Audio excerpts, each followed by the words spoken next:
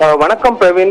திருவாரூர் அருகே விளமல் பகுதியில் மாவட்ட ஆட்சியர் அலுவலகம், மாவட்ட காவல் கண்காணிப்பாளர் அலுவலகம், அரசு மருத்துவக் கல்லூரி போன்றவர்கள் செயல்பட்டு வருகிறது.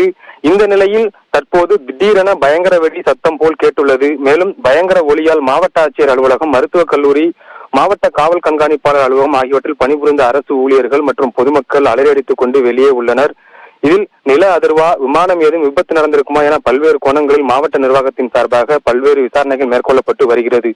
குறிப்பாக இந்த ஒலியானது திருவாரூர், விளமல், சேந்தமங்கலம், கங்களாஞ்சேரி, வண்டாம்பாலை, அடியக்கமங்கலம், ஆண்டிப்பந்தல், விக்கிரபாண்டியம் உள்ளிட்ட பல்வேறு பகுதிகளை சுற்றி 40 கிலோமீட்டர் தொலைவில் இந்த சத்தம் கேட்டதாக பொதுமக்கள் தெரிவிக்கின்றனர். இந்த பயங்கர ஒலியால் கட்டிடங்கள் லேசான அதிர்வு ஏற்பட்டுள்ளது. இதனால் பெரும் பரபரப்பு ஏற்பட்டுள்ளது. மேலும் இந்த சம்பவம் காட்டுத்தீ போல் பரவி வருகிறது. மேலும் இதுவரை இந்த பயங்கர சத்தம் எதனால் கேட்டுள்ளது என தொடர்ந்து போலீசார் மற்றும் தீயணைப்பு துறையினர் உள்ளிட்ட துறையினர் தொடர்ந்து விசாரணை மேற்கொண்டு வருகின்றனர். மேலும் இந்த ஒலி கேட்பதற்கு முன்பாக ஜெட் விமானம் சென்றதாகவும் பொதுமக்கள் மத்தியில் கூறப்படுகிறது. இந்த ஜெட் விமானம் கீழிருந்து மேல் நோக்கி செல்லும் போது எரிபொருளின் அழுத்தம் அதிகரிக்கும் போது சத்தம் அதிகரிக்கும்.